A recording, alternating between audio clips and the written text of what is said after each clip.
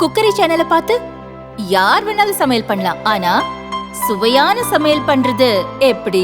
நான் இதயம் நல்லெண்ணெயில சமையல் பண்றேன். ஆஹா ஓஹோன்னு பாராட்டுறாங்க. நீங்களும் இதயம் நல்லெண்ணெயில சமையல் பண்ணுங்க, பாராட்ட வாங்குங்க.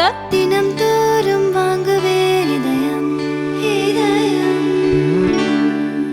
ஆறாவது கூட்டத்தொடரின் இரண்டாவது பகுதி செப்டம்பர் மாதம் 18ஆம் தேதி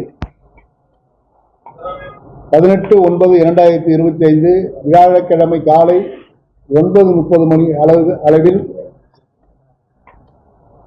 சட்டப்பேரவை உள்ள சட்டப்பேரவை வளாகத்தில் கூட்டப்படும் என்பதை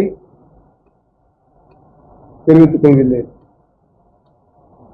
பேரவையின் முன் வைக்கப்பட உள்ள சட்ட முன்வரைவுகள் மற்றும் ஏடுகள் ஏதேனும் இருந்தால் அவற்றை பேரவையின் முன் அத்துறைகள் வைக்க அறிவுறுத்தப்படுகிறது.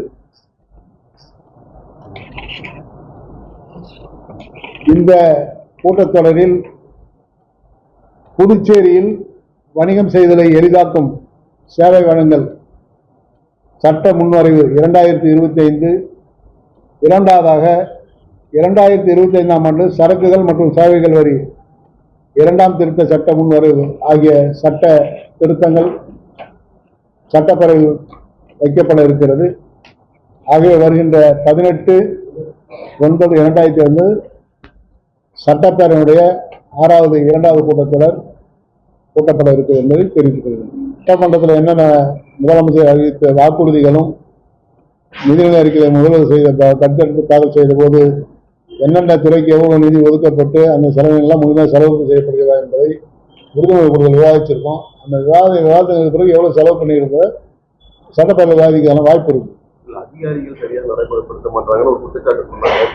நீங்க அதிகாரிகள் அதுதான் இப்போ ஒரு சட்டம் வருகிறது.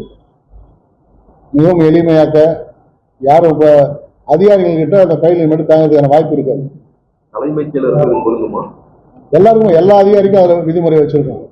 நாம கொண்டு வரல, அவங்களே ஆய்வு பண்ணி அவங்களே ஒரு அறிக்கை தயார் பண்ணி கொடுத்துருக்காங்க. தலைமைச் செயலர் கவர்னர் ஒப்புதல் மாண்புமிகு முதலமைச்சர் கேபினெட் முடிவு செய்து அதன் பிறகு அது தலைமைச் செயலர் உள்ளிட்ட அரசு அதிகாரிகள் பரிந்துரை செய்து கவர்னர் ஒப்புதல் பெற்று இன்றைக்கு அந்த அறிக்கையை தாக்கல் பண்ண.